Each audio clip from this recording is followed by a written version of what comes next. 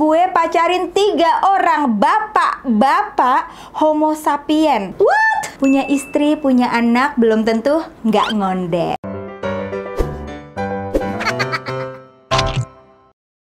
Hi everyone, welcome back to my channel. Asik. Hey, apa kabar semuanya? Balik lagi di channel Rachel Godard. Guys, video yang paling dinanti-nanti nih, apalagi kalau bukan curhat time.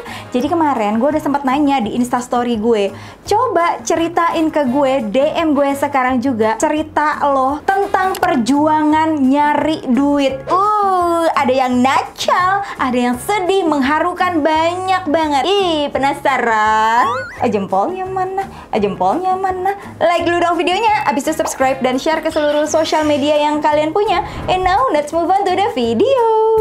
Ini cerita waktu SMP, nyabutin bulu ketek emak demi duit 20.000 atau ngerjain kerjaan rumah lainnya buat dapetin uang jajan tambahan. Iya, tapi nih ya, anak tahun 90-an 2000-an punya jajan khusus. Ini udah kayak tradisi gitu loh dari orang tuanya kalau bisa nyabutin bulu ketek sama uban. Iya gak sih? Bakal dikasih duit tuh, tapi 20.000 banyak juga ya. Zaman gue tuh kayaknya cuman 1.000 apa 2.000 gitu. Padahal ya kalau uban dicabutin gitu bukannya malah tambah banyak atau malah tambah nggak ada rambutnya. Pernah nih Kak, bohong ke selingkuhan, lagi butuh biaya untuk administrasi opname di rumah sakit. Tapi dia aku nggak bolehin buat jengukin karena aku lagi di ruang isolasi. Padahal aku mah sehat-sehat aja, malah lagi liburan tuh. Iya Kak, uangnya aku pakai liburan sama pacar. Wow, nacal, selingkuhan dijadiin sugar daddy. Halo Kak Rach, semoga dibaca ya. Jadi tahun 2019 gue pernah nekat selingkuh sama teman tongkrongan sendiri. Posisi di situ suami gue ekonominya lagi sulit, sedangkan kebutuhan gue dan anak belum tercukupi. Selama selingkuh, gue nggak pernah ketahuan sama suami. Cuma dia heran aja dari mana gue dapet duit. Gue alasan sih dikasih ortu. Padahal jatah dari selingkuhan lancar say. Wow, baru ya 3 cerita nih. Tapi 2 cerita udah dapet jatah dari selingkuhan. Gue laki, pengen banget jadi ala-ala model kekinian gitu, tapi nggak ada modal. Akhir cerita gue pacarin 3 orang bapak homo sapien, dan ketiganya anggota dewan sama 1 polisi yang udah ada cucu. Gue nggak mau sih, tapi emang udah jadi tuntutan sekarang buat begaya-begayaan. Wow, pelajaran ya, punya istri, punya anak, belum tentu nggak ngondek. Lanjut.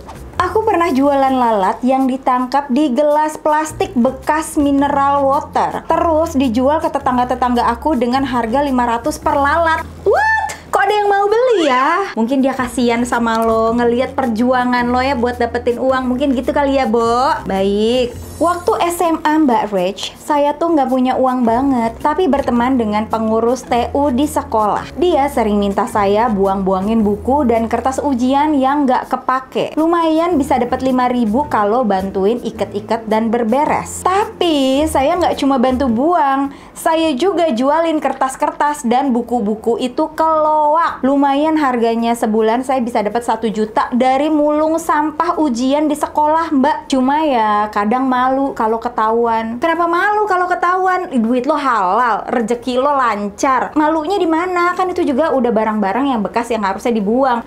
Coba daftarin diri jadi duta lingkungan Indonesia. Lanjut. Gue benci banget sama ibu tiri gue. Gara-gara dia bokap selingkuh dan ngancurin pernikahan keluarga gue. Maksudnya pernikahan nyokapnya ya. Tapi semenjak pandemi ini ekonomi gue susah banget. Mau nggak mau gue minta uang sama ibu tiri gue. Gue sih nganggapnya cuma perantara aja. Lagian uangnya kan dari bapak gue juga kan. Lumayan lah pura-pura baik sama dia, dikasih 5 juta per bulan. Hehehehehe. Nggak apa-apa kadang-kadang memang merendahkan harga diri untuk 5 juta per bulan. Nggak apa-apa, lumayan ya. Semua orang pasti mikir kalau hidup di luar negeri itu enak. Apalagi kalau tinggal di USA. Dikiranya mewah, foya-foya, sultan. Padahal nggak gitu. Bokap nyokap gue menang lotre, makanya kita bisa kesini. Dari umur 14 tahun gue udah kerja. Dari mulai bantu-bantu di restoran Vietnam, kerja di pub buat bersihin muntah orang.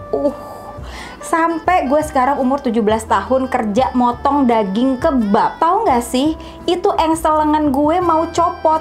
Berjam-jam kerjanya motong daging melulu. Capek kadang, pengen ngelonte, tapi sadar gue nggak cakep-cakep amat.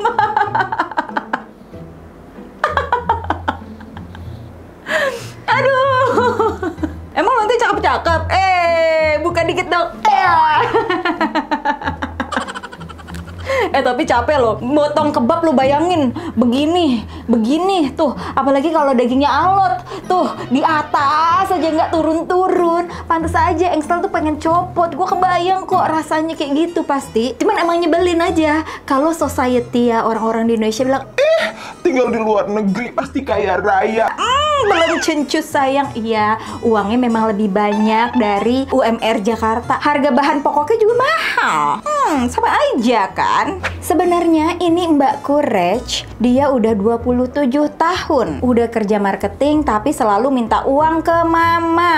Buat beli bensin lah, parkir lah, pajak mobil, kosan, buat pacaran. Masalahnya mamaku aja uangnya dari aku. Tapi mbakku ini nggak peduli. Mamaku korban gaslighting. Dia mah manut-manut aja.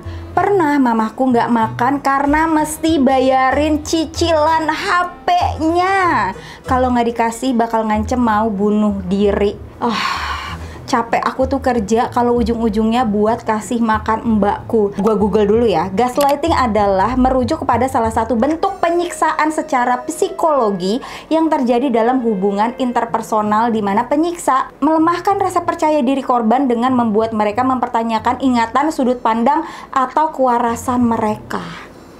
Tapi ya, emang yang namanya keluarga pasti ada satu. Biasanya ya, nggak semua loh, yang jadi benalu.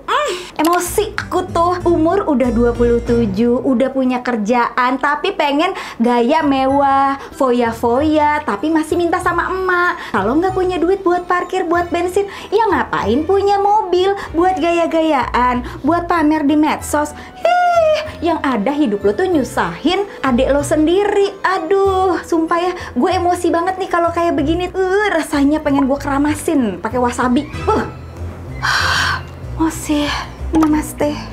Jadi waktu itu gue tingkat 2 kuliah. Gue pernah bikinin tesis seseorang. Anggota DPR.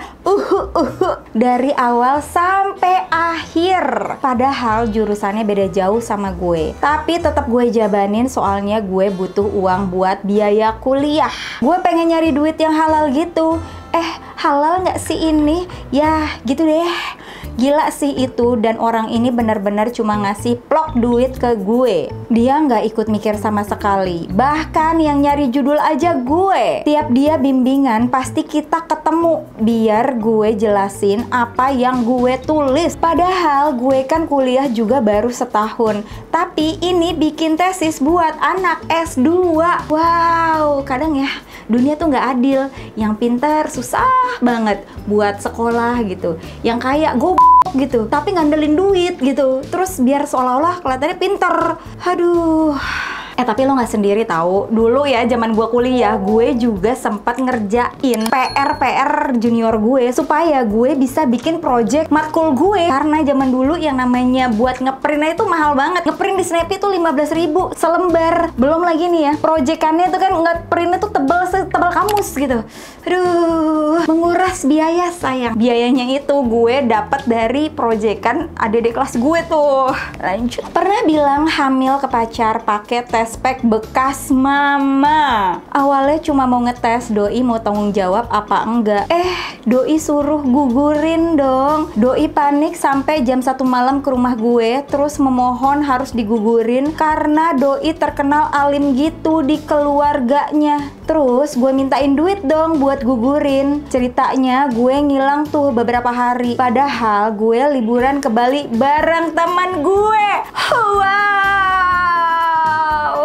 pantes aja gitu ya. Kadang-kadang nih di cerita Cu Time ada orang yang nggak percaya kalau itu anaknya gitu. Mungkin karena banyaknya kejadian-kejadian seperti ini sayang. Sekarang mah Doi udah jadi suami gue sih. Oh oke. Oh iya, kalau mau dibacain nama gue ditutupin ya, takut Doi tahu. Soalnya sampai sekarang masih gue rahasiain tuh kebohongan gue.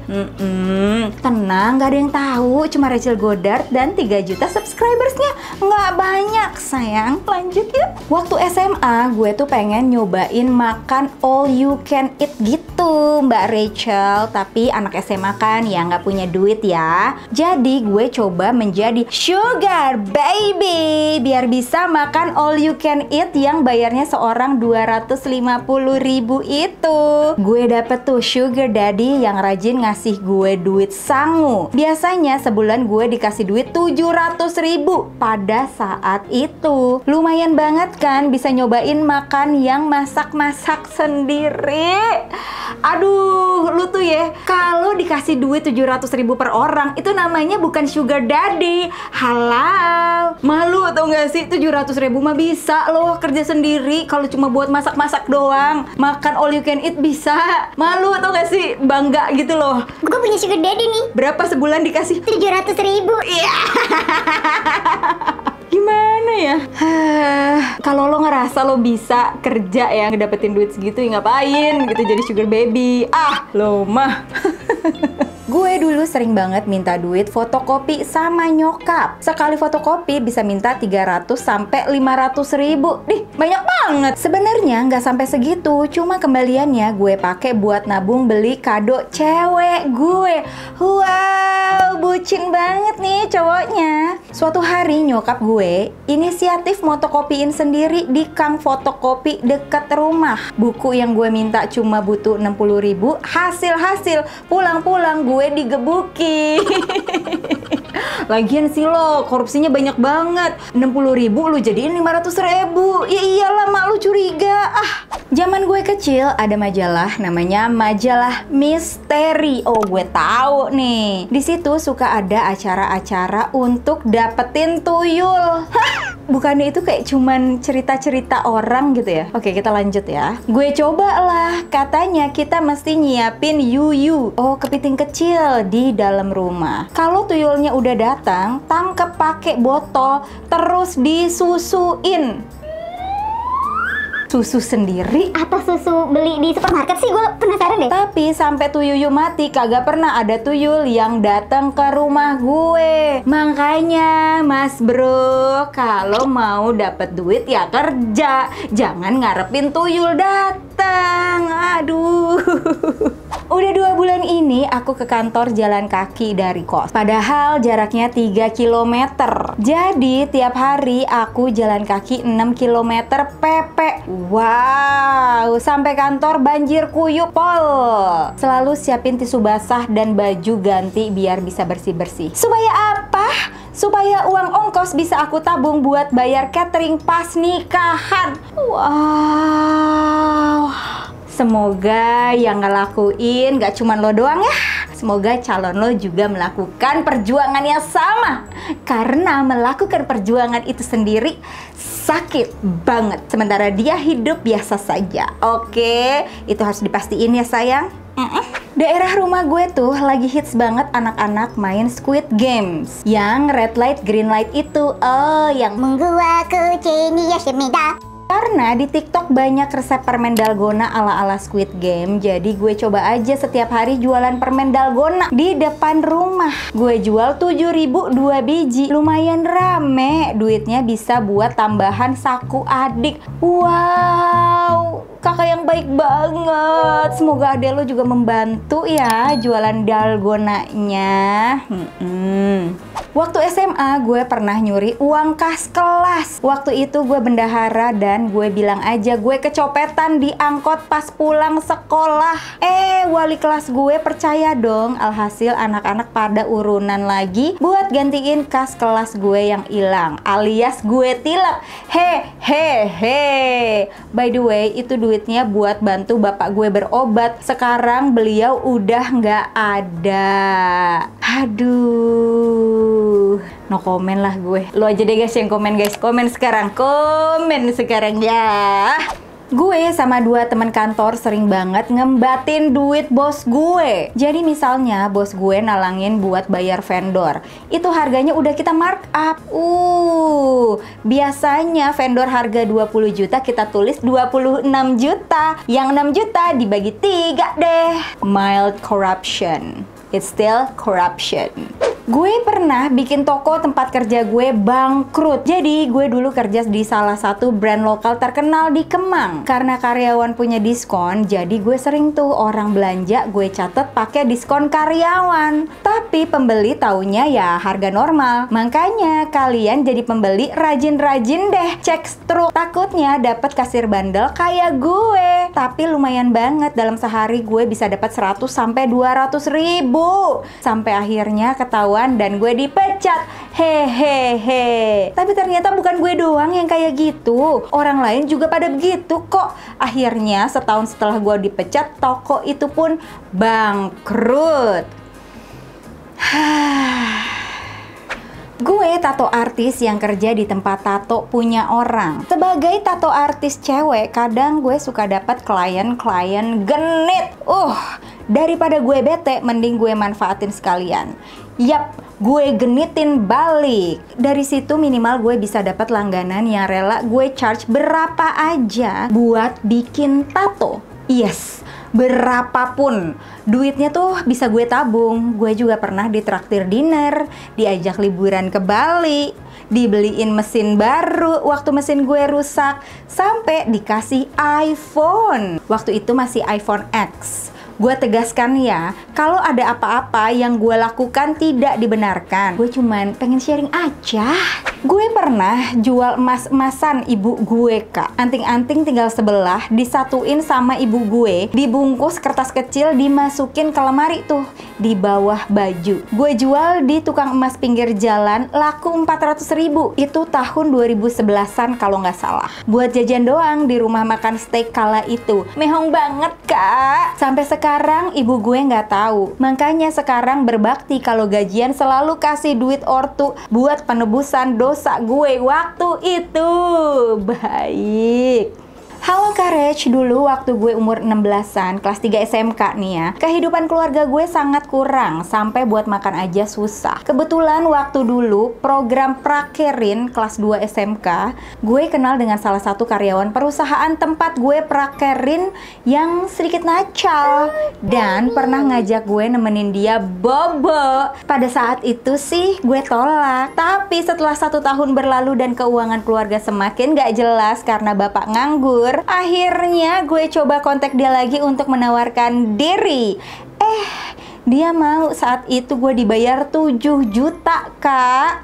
Dan dari dialah mulai banyak tawaran menjadi teman bobo.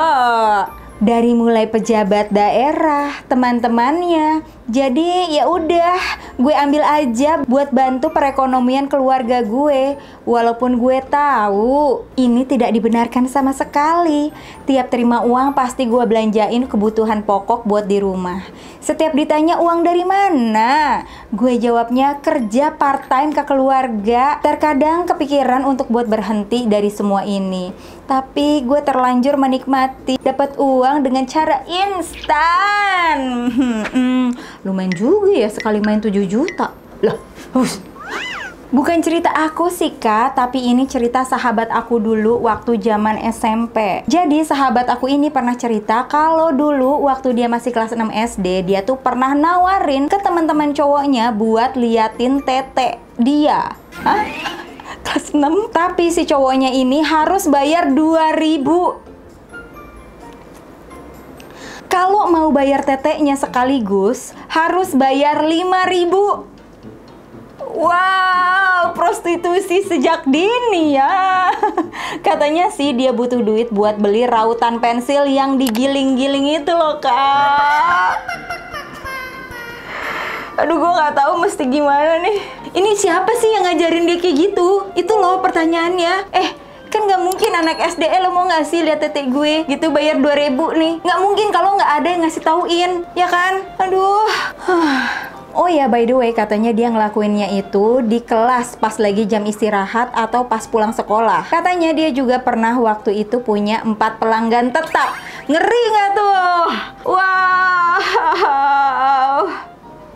Anak kelas 6 SD loh, masih pakai mini set kan? Awalnya cuma iseng nongki di bar Jaksel. Tahu-tahu ada bule nyamperin gue, ngajak minum, lalu ngajak ke kondominiumnya. Tahu tuh enak-enak ya kan, Cel? Udahannya dong gue dikasih duit alias bayaran 1,5 juta.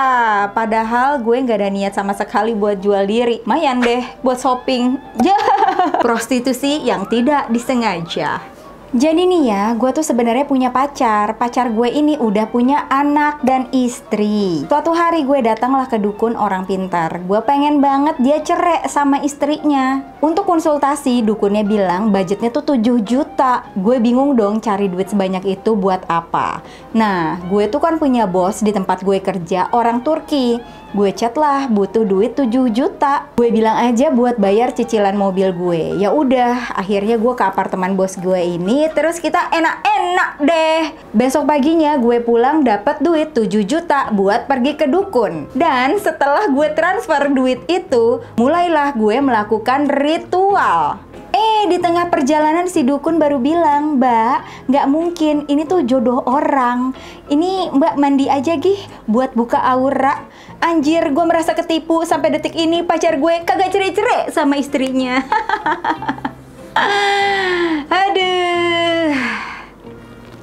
Hai Courage, gue mau cerita sedikit. Waktu gue kecil pernah disuruh temen ngubek tong sampah orang yang abis hajatan. Soalnya dulu mau ke warnet nggak ada duit. Ternyata bener aja dapet 200.000 di 3 amplop yang kayaknya nggak disengaja kebuang. Sensor nama aku ya. Semenjak Covid, pemerintah kan mengadakan program kartu prakerja. Jadi kita cuma ikut pelatihan doang. Abis itu dapat uang 600.000 selama 4 bulan. Jadi total dapat 2.400.000. Cara daftarnya gampang, cuma perlu KTP doang waktu awal-awal pendaftaran. Nah, aku lolos pas di gelombang kedua. Udah abis deh jatahnya. Tahun ini aku daftar mamaku prakerja. Lolos gelombang 19 kalau nggak salah. Tapi aku nggak kasih tauin mama kalau lolos. Lumayan uangnya bisa buat jajan. Emang sih mental orang ya, seneng gitu dikasih duit tanpa bekerja, mental belas kasihan, tukang minta-minta, ada orang yang kayak gitu emang. Padahal ini program pemerintah tuh bagus banget buat orang-orang yang belum bekerja tapi mau bekerja, ya kan? Baru aja gue lakuin Reg, ibuku meninggal baru 40 hari, tapi depositonya aku ambil buat bayar utang suami.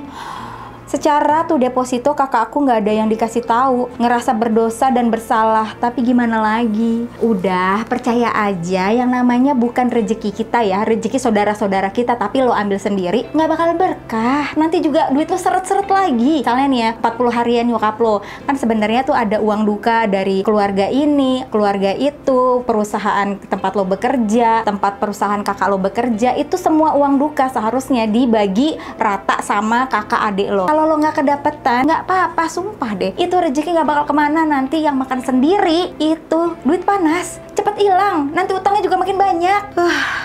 Emosi gue nih kalau kayak gini-gini nih. Namaste dulu sayang. Lanjut. Waktu kelas 8, aku tuh kayak butuh banget uang gara-gara aku pengen beli album K-pop. Dan tiba-tiba temanku bilang, lo mau duit? Ketemu yuk besok jam 3 di depan sekolah.